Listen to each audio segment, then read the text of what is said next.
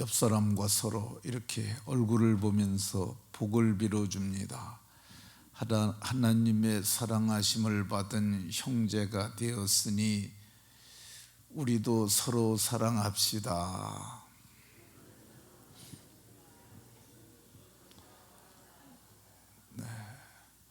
우리 모두가 하나님의 사랑하심을 받은 형제 자매가 되었으니까 우리도 서로 사랑함으로 사랑이 풍성한 교회가 되게 하는 복이 있으시기를 예수 그리스도의 이름으로 축원합니다. 세상에는 수많은 교회가 있습니다.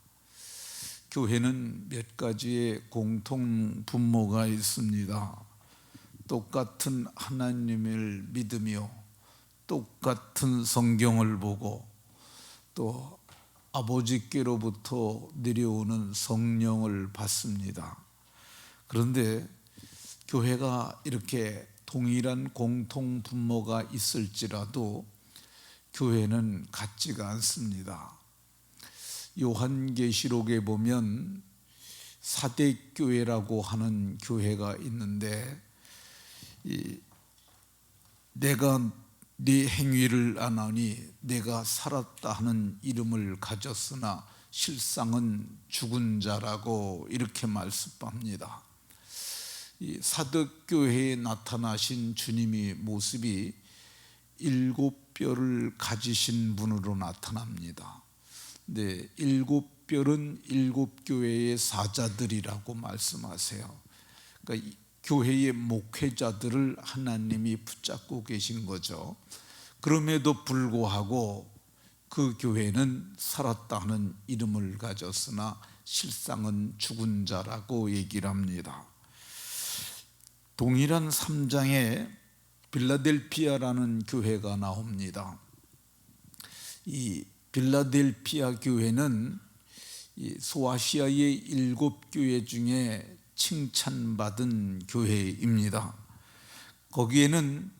거기에 나타나신 주님의 모습이 다윗의 열쇠를 가지신 분, 열면 닫을 자가 없고 닫으면 열 자가 없는 다윗의 열쇠를 가지신 그분께서 말씀하시기를 네 행위를 아는데 내가 작은 능력을 가지고도 내 말을 지키며 내 이름을 배반하지 아니한 교회라고 이렇게 말씀합니다. 살아있는 교회죠.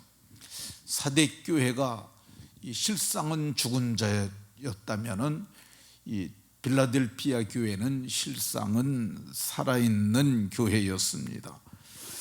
이 교회가 어떤 교회인가는 그 교회를 맡아서 목회하는 사람들이 결정적 영향을 끼치게 됩니다.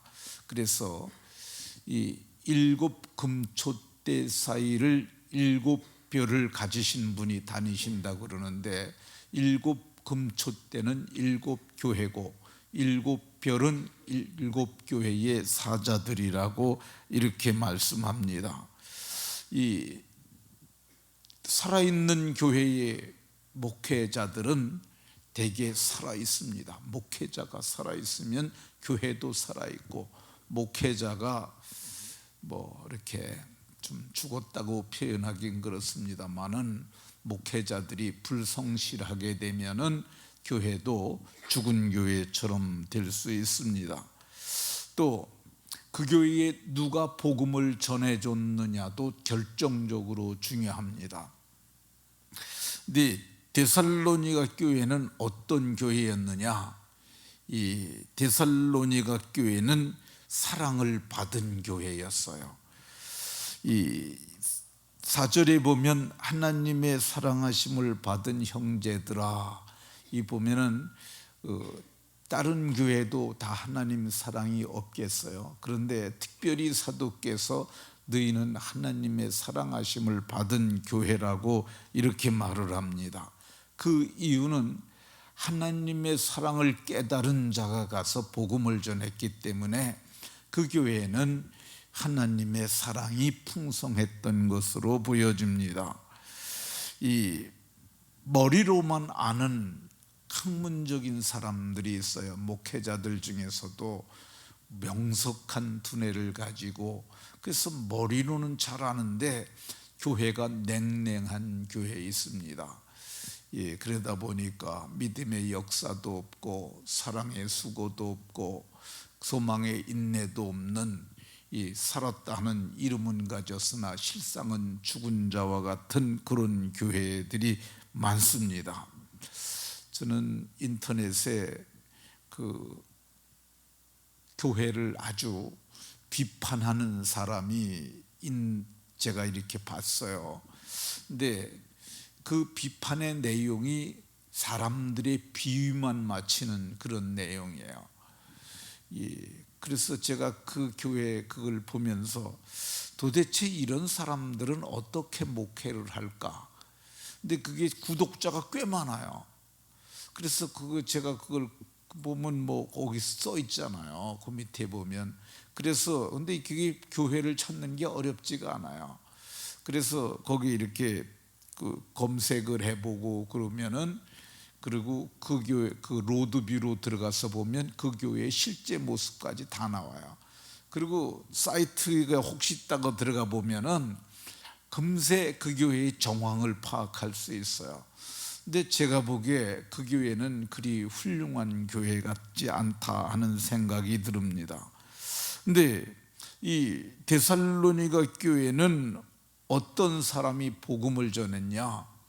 사도행전 17장에 보면 바울 사도께서 데살로니가에 이르러서 거기서 복음을 전했다고 말씀합니다. 그러면 이 사도는 어떤 사람이었느냐? 사도는 예수님 믿기 전과 그 믿은 후, 그래서 그 다메섹이라고 하는 터닝 포인트가 있습니다. 인생의 전환점이 있어요. 다메섹 이전에는 어떤 사람이느냐?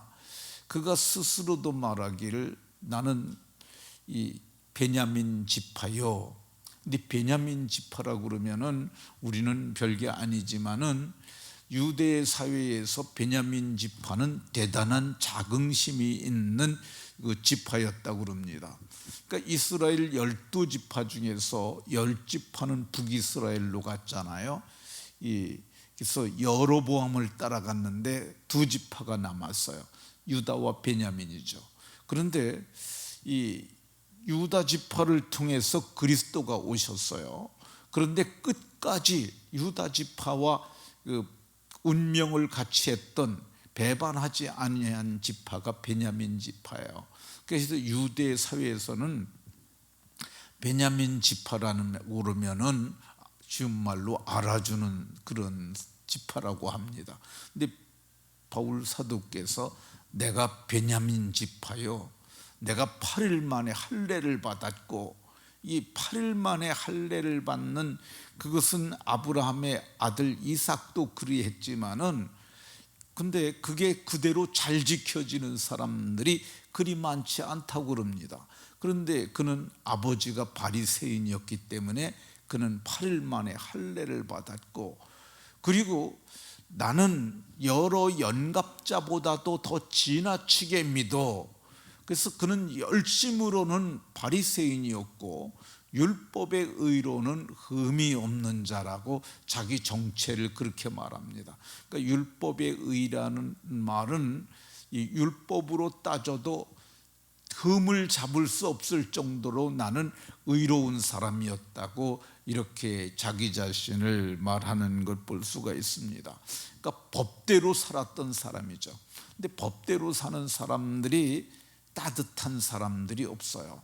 냉혈한이죠. 법에 의해서 판단하고 지적하고 법대로 살아가는 사람이었으니까요. 그런데 이 율법의 사람이 변화를 받습니다.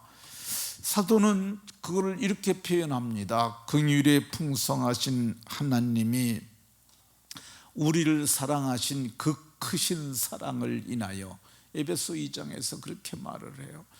하나님이 긍휼에 풍성하신 분인데 이 하나님이 우리를 사랑하신 그 큰 사랑을 인하여 내가 변화됐고 여러분들도 이렇게 은혜를 입게 됐다고 얘기를 하고 있어요. 그 크신 사랑이 뭐예요? 우리를 사랑하사 독생자를 내어주신 사랑이요, 그 아들은 자기 목숨을 우리의 속전, 그를 다른 성경에서는 생축으로 들이셨다고 얘기를 해요. 개역 성경에서는 자기를 생축, 살아있는 짐승이 그 번제단에 드려지듯이 자기 몸을 그렇게 드리신 분이라고 이렇게 말씀하는 것 볼 수가 있습니다. 그래서 바울 사도는 이 하나님의 사랑을 깨닫는 그 순간 성령으로 말미암아 하나님의 사랑이 그에게 부어집니다. 그래서 이 크신 사랑을 입은 내가, 그래서 바울 사도는 자기의 모든 것을 다 버렸어요. 그게 말로만 버린 것이 아니라 실제로 그분은 다 버린 겁니다. 그분은 길리기아 다소성의 부시장의 아들로 태어났다고 그래요. 근데 그런 그 가문의 지위, 가문의 소유, 그런 걸 다 상속할 수 있음에도 불구하고 그는 그 모든 것을 버렸어요. 그리고 이 바울 사도는 혼인을 했었다고. 이게 바울이라고 하는 분이 워낙에 큰 분이라서, 그러니까 이제 다른 사도님들도 크시지만은, 근데 바울 사도는 정말 그 깊이가 크고 그리고 넓이가 크고 그리고 그 사역이 컸던 분입니다. 그러니까 이 바울이라고 하는 분에 대해서 연구를 한 학자들이 너무 많습니다. 그래서 신학교에 가게 되면 바울 신학이라는 것이 있어요.